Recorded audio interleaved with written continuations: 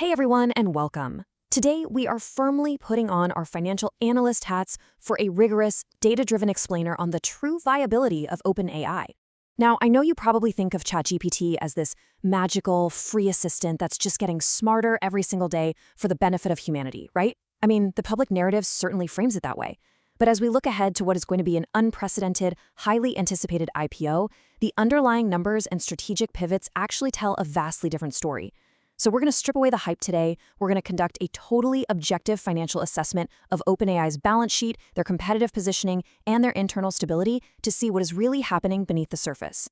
Okay, let's dive right into this. We have a highly structured teardown ahead of us in this explainer.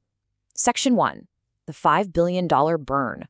Section 2, aggressive consumer monetization shifts. Section 3, the Anthropic enterprise threat. And Section 4, leadership exits and structural risk. Section 1, the $5 billion burn. Let's look at the financial reality.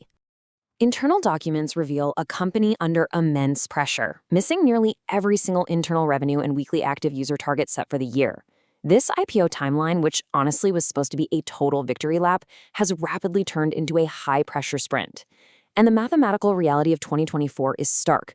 Sure, an impressive $3.7 billion in revenue is a massive number for any tech company, but it is entirely eclipsed by a staggering $5 billion operational loss. The math simply doesn't lie here. They are burning through cash at a rate that has prompted serious concerns from their CFO, Sarah Fryer, specifically regarding how they're going to fund the next wave of multi-billion-dollar data center commitments if growth wobbles even slightly. When you break those massive billions down to a unit level, the financial trajectory becomes crystal clear. For every single dollar OpenAI brings in right now, they spend $2.35. That is a fundamentally unsustainable equation over the long term. You just cannot endlessly subsidize a product with venture capital. And with backers like Microsoft, SoftBank, and Thrive Capital having already poured in tens of billions, the appetite for infinite top-up rounds is definitely waning. To really visualize what this burn rate looks like in real time, let's look at the clock. A $5 billion annual loss breaks down to roughly $13.7 million a day. That means roughly $9,500 is vanishing every single minute. Every time you blink, about $160 just disappears. This incredible cash incinerator turns the beloved free consumer tier of ChatGPT into an incredibly expensive loss leader that the company can no longer afford to maintain in its original form. Which leads us perfectly into Section 2, aggressive consumer monetization shifts. With that IPO clock ticking loudly and $9,500 burning every single minute, OpenAI has been forced into a desperate commercial pivot. The era of the heavily subsidized magical free AI assistant, it's essentially dead, replaced by strict cost control measures and rapid monetization. They are managing the bleed on the consumer side through a mechanism called capacity-based fallback. If you've noticed ChatGPT feeling a little, lobotomized lately, it is not in your head. During peak hours or after invisible daily quotas are hit, users are silently rerouted from the highly capable flagship models to cheaper, smaller mini variants. The branding stays the exact same, but the intelligence drops. Multi-step reasoning breaks down and code gets buggy. Why? Because it costs a fraction of a cent to run these smaller models compared to several cents for the flagship. Across 800 million weekly active users, this invisible handoff is a massive, deliberate cost control lever. But here's the thing. Saving money on the free tier isn't enough. They have to generate massive new revenue. Under the new tier structure, the free tier is now defined by capacity limits and upcoming ads. The $20 plus tier, which was once their crown jewel, is kind of just a neglected middle child now. The true frontier intelligence, unlimited ON models, priority compute, lower error rates, has been locked behind a velvet rope in the $200 a month pro tier. That's $2,400 a year per user. It's a price tag aimed squarely at businesses, not average consumers. And the friction is real. Current uptake on this pro tier sits at roughly 5 million subscribers, which is just 0.06% of their user base. So if users won't pay $200 a month, how do you monetize them? Well, you turn them into the product. Advertising is now an official product line for the free and new $8 Go tiers. Advertisers are facing minimum commitments north of $200,000. And why is it so incredibly valuable? Because of unprecedented conversational targeting. Think about it. People don't tell Instagram their deepest fears, relationship doubts, or medical issues, but they absolutely tell ChatGPT. This deeply personal prompts data is going to be monetized, shifting the platform's core identity to boost margins, with projections aiming for an astounding $25 billion in annual ad revenue by 2029. Section 3. The Anthropic Enterprise Threat. So why the sudden frantic rush to build this monetization engine? Well, the panic at OpenAI is largely being driven by a massive external rival that is proving a different, highly lucrative business model actually works much better in this space. So the crucial point is the structural difference between these two companies. On one side, you have OpenAI, dealing with chaotic consumer scale. They are babysitting hundreds of millions of free-tier users with volatile, unpredictable demand and high churn risk. On the other side, Anthropic operates kind of like a luxury boutique. They have enterprise precision and stable forecasting, serving just over 1,000 enterprise clients who are locked into 7- and 8-figure stable contracts. Finance teams absolutely love predictability, and Anthropic hasn't. The financial reality of this contrast is honestly staggering. Anthropic is now generating roughly the same level of annual revenue as OpenAI. Let that sink in for a second.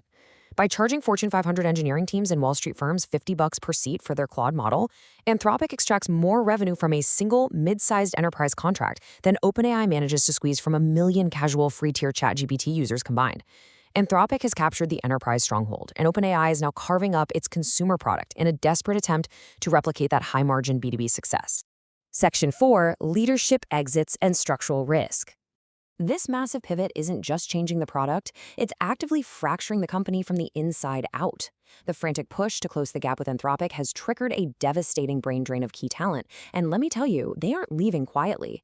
Take this exact public warning from Jan Leik, the former co-lead of Alignment. This is the man whose entire job was preventing this technology from causing catastrophic harm. He stated, "Safety culture and processes have taken a back seat to shiny products. This proves that the shift away from safety and toward aggressive commercialization is a thoroughly documented internal reality at OpenAI, not just wild market speculation." The ripple effects of this cultural shift present massive structural risks for any potential investor. Ilya Sutskever, OpenAI's chief scientist and original founder, exited to build his own safe superintelligence venture, taking top talent right out the door with him. The super alignment team he championed effectively dissolved. Furthermore, the 20% of internal compute resources that were literally promised for safety research have reportedly been redirected straight into product development. Guardrails are being actively removed, and dedicated oversight is being sidelined just to meet aggressive launch deadlines and revenue targets. You can see this new commercial reality perfectly illustrated by what happened to Sora, their viral video generation model. The public demo was breathtaking, right? Offering hyper-realistic generations to everyday users.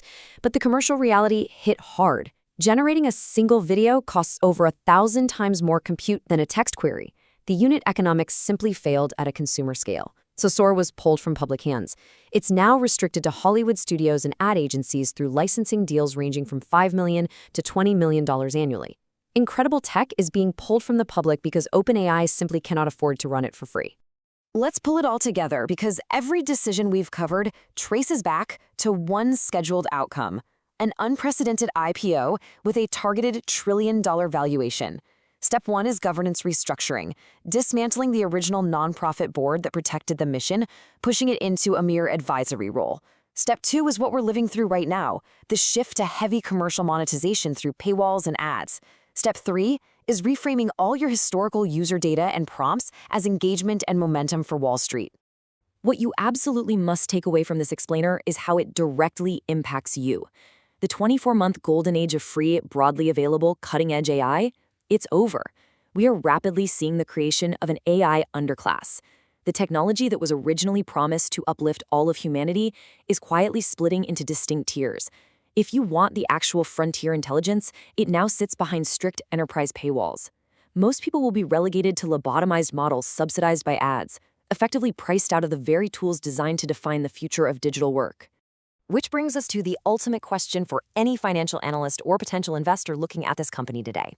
With skyrocketing burn rates, a mass exodus of safety leadership, and an absolute scramble to monetize everyday users just to keep the servers running, is OpenAI's $1 trillion IPO valuation a true reflection of sustainable enterprise value, or is it just financial momentum generated by an extraction machine built on the backs of an AI underclass?